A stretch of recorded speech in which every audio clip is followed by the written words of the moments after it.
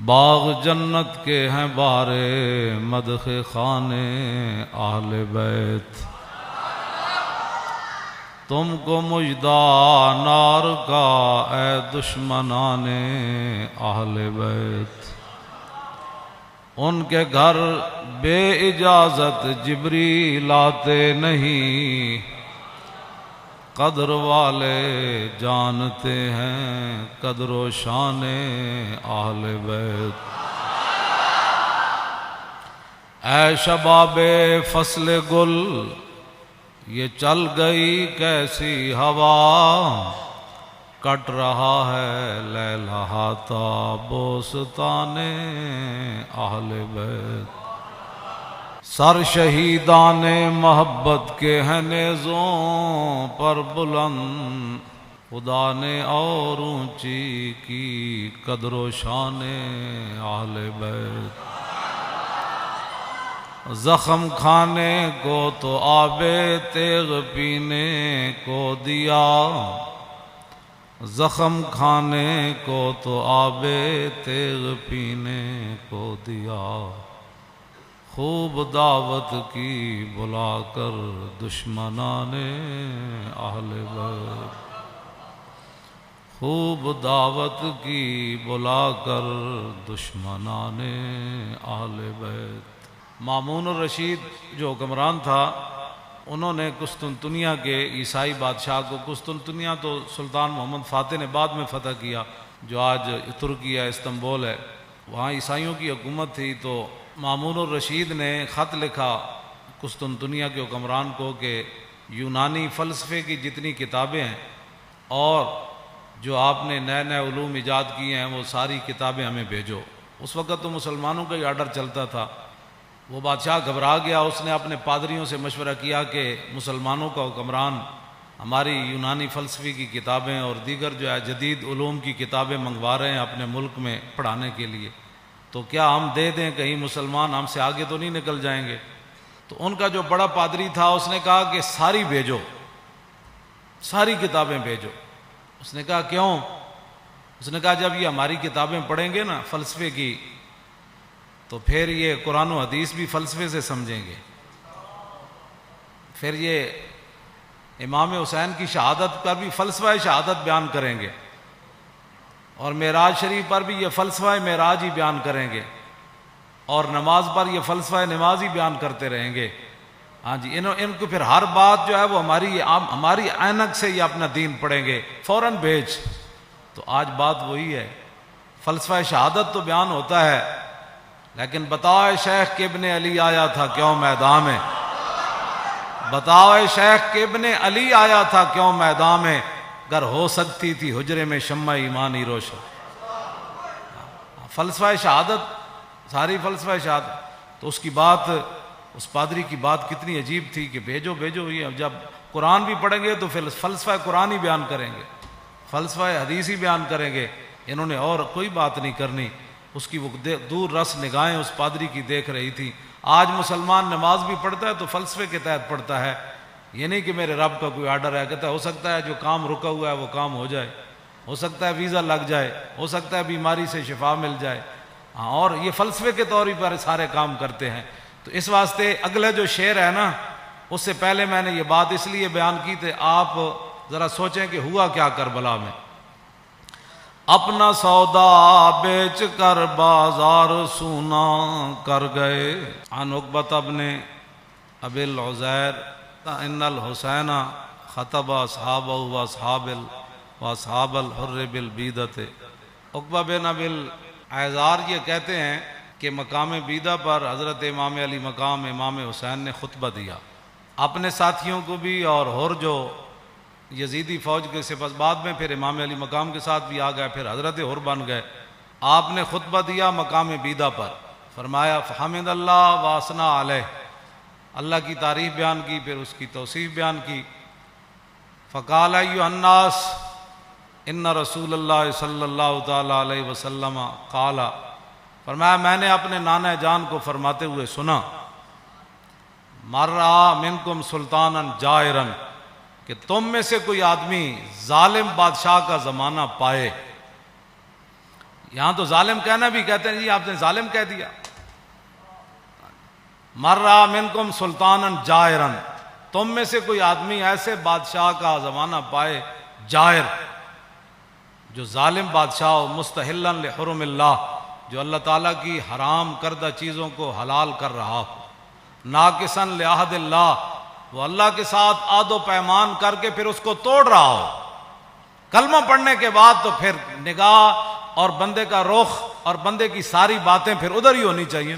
لو جی مرّا منکم سلطانا، اے مولا حسین دا خطبہ ہے، مرّا منکم سلطانا جائرا مستحلا لحرم اللہ ناقصا لعہد اللہ مخالفا لسنت رسول اللہ، اور یعمل فی عباد اللہ بالاسم والعدوان.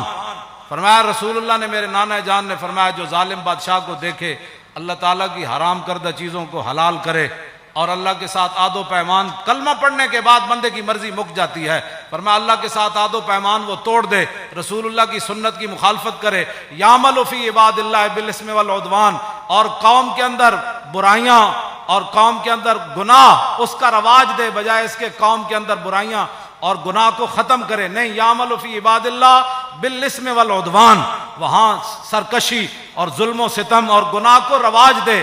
فلم یغیر علیہ بقول ولا فعل وکان حقا علی اللہ ان یدخلہ مدخلا.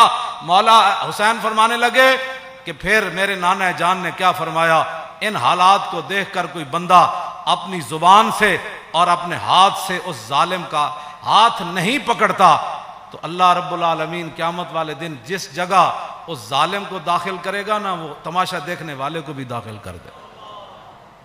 ہمیں بھی بہت سارے لوگ مخلصانہ مشورہ دیتے ہیں، آپ کو کیا پڑی ہے، اس معذوری کی حالت میں آپ جیلیں کاٹتے ہیں، یہ کرتے ہیں، وہ کرتے ہیں، جی یہی بات ہے، کیا پڑی ہے آپ کو. دیکھیں بڑے بڑے لوگ، بڑے بڑے متقی پرہیزگار اپنے آستانوں پر بیٹھے ہیں، اور بڑے بڑے شیوخ حدیثیں پڑھا رہے ہیں، اور بڑے بڑے مدارس چل رہے ہیں. آپ کو کیا مصیبت پڑی ہے؟ کیوں جی، جو چیز مولا حسین کو لے کر کربلا میں گئی نا، وہی چیز خادم حسین کو بھی پریشان کرتی ہے.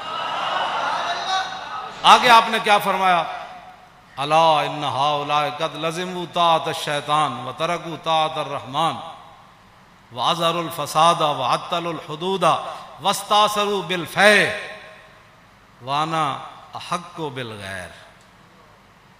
آپ نے فرمایا دیکھتے نہیں یزید نے کیا کام شروع کر دیا، قد لزموا طاعۃ الشیطان، یہ سارے کے سارے شیطان کے اطاعت گزار بن گئے، وترکوا طاعۃ الرحمن، اللہ کی اطاعت انہوں نے چھوڑ دی، واظہروا الفساد، ہر جگہ انہوں نے دنگا و فساد برپا کر دیا، وعطلوا الحدود، اور اللہ تعالیٰ کے احکام اور اس کی حدود کو معطل کر دیا، واستاثروا بالفیء، اور قومی خزانہ لوٹ کر کھا رہے ہیں. یہ امام حسین نے پھر آگے پہلے یہ بات فرمائی، پھر آپ نے فرمایا حسین مقابلے میں کیوں آیا، چشم گریاں، مزرعے اور گلا کٹ کر نمازے، اور شمر کا خنجر گلوئے خشک پر چلتا رہا، اور بزم حق روشن رہی اور حق کا دیا جلتا رہا. اے امام علی مقام فرمایا وانا حق بالغیر، فرمایا حسین سب سے زیادہ حق رکھتا ہے کہ یزید کے مقابلے میں آئے. میں سب سے زیادہ حق رکھتا ہوں حسین کہ میں تو. اچھا، اب جو فوج سامنے کھڑی تھی، آپ نے یہ بات تو آپ نے پہلے فرمائی نا، پھر جو سامنے آئے ہوئے تھے نا مقابلے میں، جو کہتے تھے دل تے تواڈے نال لیکن تلوار تواڈے نال کوئی، آپ نے فرمایا قد اتتنی کتبکم وقدمت رسلکم ببیعتکم، فرمایا یہ تمہارے خطوط ہیں جو تم نے مجھے بھیجے ہیں، اور بہت سارے قاصد تم نے میرے پاس بھیجے ہیں. کس بات پر؟ انکم لا تسلمونی ولا تخذلونی، کہ میں جب تمہارے پاس آ جاؤں گا تو تم پھر میرے ساتھ مل کر لڑو گے، مجھے یزیدی فوج کے حوالے نہیں کرو گے. یہ تمہارے خطوط ہیں میرے پاس، انکم لا تسلمون ولا، اور تم میرے اوپر حملہ کے وقت خاموش نہیں بیٹھے رہو گے، یہ تم نے لکھا ہوا ہے اس میں. فَإِن تَمَمْتُمْ بِبَيْعَتِكُمْ تَرْشُدُوا، فرمایا اگر تم اپنی اس بیعت پر قائم رہتے ہو تو پھر ہدایت پا جاؤ گے، تُصِيبُوا رُشْدَكُمْ، ہاں جی، پھر تم ہدایت پا جاؤ گے، پھر تمہیں کوئی مسئلہ نہیں ہے. آگے پھر آپ نے لوگ پھر دیکھنے لگے یہ کون ہے، جان بوجھ کر بھی لوگ آنکھیں بند کر دیتے ہیں نا، کچھ ایک دوسرے سے پوچھنے لگے یہ کون ہے جو ہمارے سامنے خطبہ دے رہے ہیں، یزیدی فوج میں سے. تو فرمایا فانا الحسین ابن علی وابن فاطمہ بنت رسول اللہ. فرمایا جانتے ہو کہ میں حسین بن علی ہوں اور میں سیدہ طیبہ طاہرہ فاطمہ الزہرا کا صاحبزادہ ہوں. جانتے ہو مجھے؟ نفسی ما نفسکم والی ما آلکم فلکم فی اسوۃ. آپ نے فرمایا یہ مت رکھنا کہ حسین تمہیں میدان میں چھوڑ کر چلا جائے گا. جہاں میں رہوں گا، جہاں تم رہو گے، حسین تمہارے ساتھ رہے گا. جہاں تمہارے اہل و عیال ہوں گے، حسین کے بچے بھی وہی ہوں گے.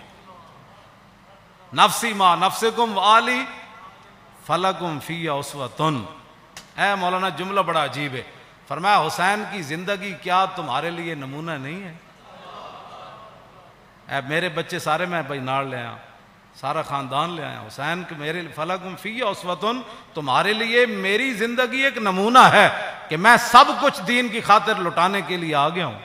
وَإِن لَّمْ تَفْعَلُوا وَنَكَثْتُمْ عَهْدَكُمْ فَخَلَعْتُمْ أَعْنَاقَكُمْ مِنْ بَيْتِكُمْ فَلَعُمْرِي مَا هِيَ فِيهِ لَهُ نُكْرَةٌ.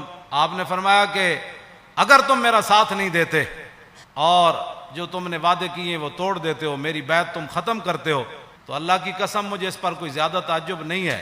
لَقَدْ فَعَلْتُمُوهُ بِأَبِي وَأَخِي وَابْنِ عَمِّي مسلم.